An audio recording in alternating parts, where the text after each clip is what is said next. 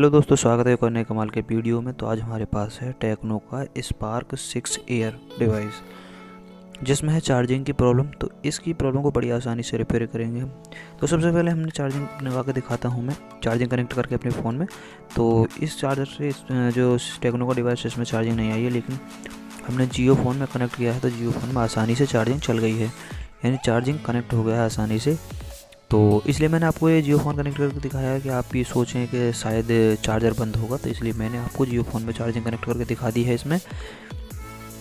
तो हमारा जो चार्जिंग टेक्नो का जो डिवाइस है, टेक्नो स्पार्क 6 एयर डिवाइस है, इसमें चार्जिंग कनेक्टर की दिक्कत है, यानी कि चार्जिंग जैक जो होता है, तो उसको रिप्लेस करेंगे बड़ी आसानी से। तो इसमें अगर आपके पास सीसी फ्लेक्स है, यानी कि पूरा सेकेंडरी बोर्ड है आपके पास, तो वो भी डाल सकते हैं। अगर आपके पास सेकेंडरी बोर्ड नहीं है तो आप चार्जिंग कनेक्टर को डाल करके भी आसानी से काम कर सकते हैं। वो भी पूरा काम करता है चार्जिंग कनेक्टर, क्योंकि जो सेकेंडरी बोर्ड जो होता है इसमें सिर्फ चार्जिंग कनेक्टर ख़राब है, तो पूरा बोर्ड बदलने की ज़रूरत नहीं है। तो हम जो चार्जिंग कनेक्टर है उसे ही बदलेंगे, और इसमें आपकी कॉस्ट भी कम आएगी। जो आप सीसी फ्लेक्स यानी चार्जिंग कनेक्टर जो सेकेंडरी बोर्ड होता है उसे पूरा यानी फुल यानी कि चेंज करेंगे, तो उसमें जो कॉस्ट होती है वो थोड़ी ज़्यादा आएगी। और चार्जिंग कनेक्टर सिर्फ चार्जिंग कनेक्टर ही चेंज करेंगे तो उसकी कॉस्ट जो आएगी वो कम आएगी। बैक पैनल जो है वो आसानी से निकल आएगा विदाउट एनी हीट वगैरह के। आपको कहीं से गर्म करने की ज़रूरत नहीं है, आसानी से निकल आएगा। उसके बाद जो सेकेंडरी बोर्ड होता है उसके ऊपर जो प्लास्टिक की परत लगी हुई होती है, यानी कि जो स्ट्रिप लगी हुई होती है उसको सपोर्ट के लिए, उस पर कुछ स्क्रू लगे हुए होते हैं, उन्हें निकाल लेना है। बड़ी आसानी से निकल जाते हैं किसी भी स्क्रू ड्राइवर की मदद से। प्लस पॉइंट वाला स्क्रू ड्राइवर होता है, सारे स्क्रू वही होते हैं प्लस पॉइंट वाले, तो उनसे निकल आते हैं। उसके बाद जो नेटवर्क वायर को निकाल लेना है। मैंने जो सेकेंडरी बोर्ड है उसमें से नेटवर्क वायर को निकाल दिया है। और उसके बाद जो कनेक्टर है चार्जिंग फ्लेक्स में जो कनेक्ट करती है केबल, यानी जो पत्ता होता है उसे हटा लेना है। और उसके बाद जो वाइब्रेशन मोटर है इसके जो कनेक्शन है उन्हें हटा लेना है। इस पर वायर से कनेक्ट हुआ है ये, तो आयरन की मदद से इनको हटा लेंगे हम आसानी से।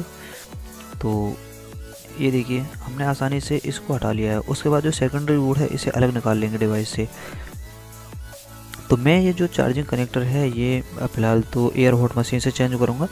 तो आपके पास अगर एयर हॉट मशीन है तो उससे चेंज कर सकते हैं, और अगर आपके पास एयर हॉट मशीन नहीं है तो आप आयरन की मदद से भी चेंज कर सकते हैं।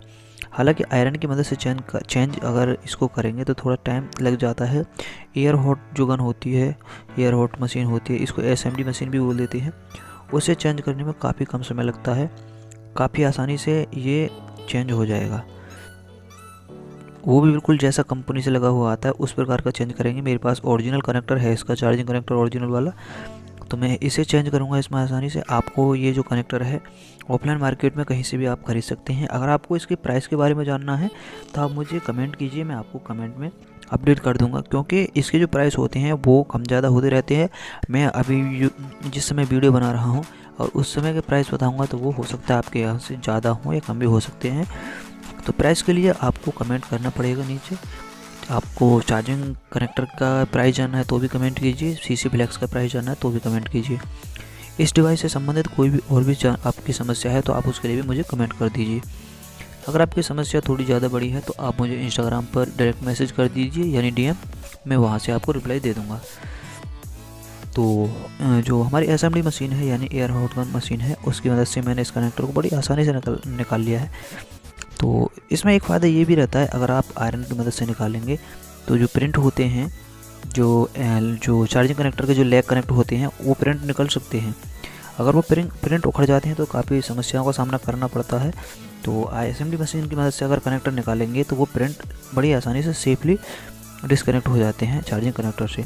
उसके बाद जो कनेक्टर है हम इस पर थोड़ा पेस्ट लगाएंगे और उसके बाद शोल्डर लगा देंगे इस पर। तो सोल्डर लगाने के बाद अगर लगाएंगे तो इसमें ज़्यादा मशक्क़त नहीं करनी पड़ेगी, बस सिर्फ एसएमडी मशीन के थोड़ा हीट देने से ही ये कनेक्ट हो जाते हैं। अगर इस पे पेस्ट और सोल्डरिंग कर देंगे तो हमने जो कनेक्टर है उसको अपनी पोजीशन पर रख दिया है और उसके बाद हल्की हल्की इस पे हीट देंगे। तो ये देखिए हमारा चार्जिंग कनेक्टर एडजस्ट हो चुका है बिना किसी प्रॉब्लम के और बड़ी आसानी से। ये देखिए बिल्कुल कंपनी का जैसा लग चुका है ये। तो अगर आप इस वीडियो को ध्यान से देखेंगे तो आप भी अपने डिवाइस को रिपेयर कर सकते हैं बड़ी आसानी से।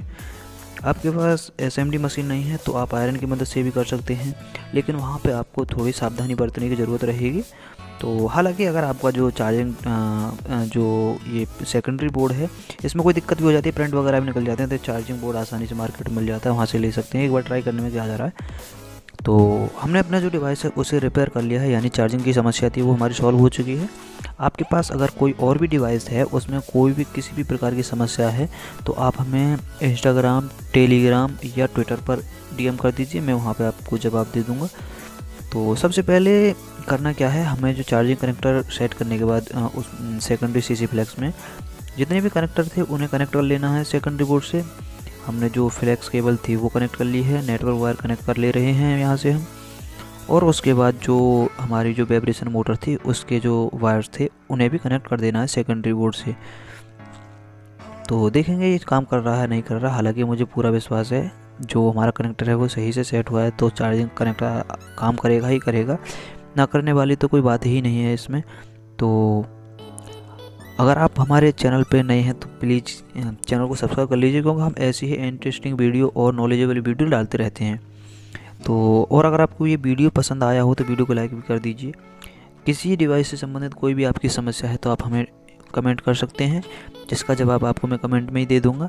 और अगर कोई बड़ी समस्या है आपकी तो DM कर दीजिए। तो सबसे पहले हमने जो वाइब्रेशन मोटर थे उसके वायर भी कनेक्ट कर लिए हमने। इस जो सेकेंडरी बोर्ड था उसका सारा सिस्टम हमने कर लिया है। अब जो इसमें लगाते हैं स्क्रू को, सारे के सारे स्क्रू लगा लेने हैं, और उसके बाद चार्जिंग चेक करेंगे इसमें चार्जिंग चलती है या नहीं, यानी कि चार्जिंग कनेक्ट होती है या नहीं हमारे डिवाइस में। तो ये लीजिए हमारा जो डिवाइस 99% सक्सेसफुल हो चुका है, सिर्फ चार्जिंग चेक करना बाकी रह गया है। और ये देखिए चार्जर लगाया, चार्जिंग कनेक्ट, धड़ाक से चार्जिंग चल गई इसमें, बिना किसी प्रॉब्लम के चार्जिंग आसानी से चल गई है हमारे डिवाइस में। तो वीडियो को लाइक ज़रूर कर दीजिए, क्योंकि काफ़ी समय लगता है। जो इस प्रकार की वीडियो हैं वो तभी बन पाती हैं जब हमारे पास प्रॉपर डिवाइस भी होना चाहिए किसी समस्या से संबंधित, तभी हम वीडियो बना पाएंगे। तो प्लीज़ लाइक कर दीजिए, वीडियो को बनाने में काफ़ी मेहनत लगती है। और उसके बाद जो फिंगरप्रिंट है, आपको फिंगरप्रिंट जो बैक पैनल है उसमें से निकालना पड़ेगा तभी लगा पाओगे, क्योंकि आप बैक पैनल लगा दोगे तो फिंगरप्रिंट कनेक्ट नहीं हो पाएगा। तो ऐसा भी हो सकता है कि आप फिंगरप्रिंट लगाएं, आपका फिंगरप्रिंट काम नहीं करे, तो उसके लिए आपको अपने डिवाइस को एक बार रिस्टार्ट करना पड़ेगा, यानी कि एक बार बंद करके दोबारा से चालू करना पड़ेगा, तो फिंगरप्रिंट आपका काम करने लग जाएगा। तो उसके बाद सिम कार्ड में डाल ले रहा हूँ इसमें, और एक बार दोबारा से और चेक करेंगे कि हमारा जो डिवाइस है वो काम कर रहा है या नहीं कर रहा है। तो ये देखिए मैंने जो सिम कार्ड डाल ली, और एक बार चार्जिंग और दोबारा से लगाएंगे। कभी कभी ऐसा हो जाता है एक बार चार्जिंग कनेक्ट करने के बाद नहीं करता है। तो देखिए चार्जिंग आसानी से पकड़ रहा है। वीडियो को यहाँ तक देखने के लिए बहुत बहुत धन्यवाद। Thanks for watching. जय हिंद, जय भारत।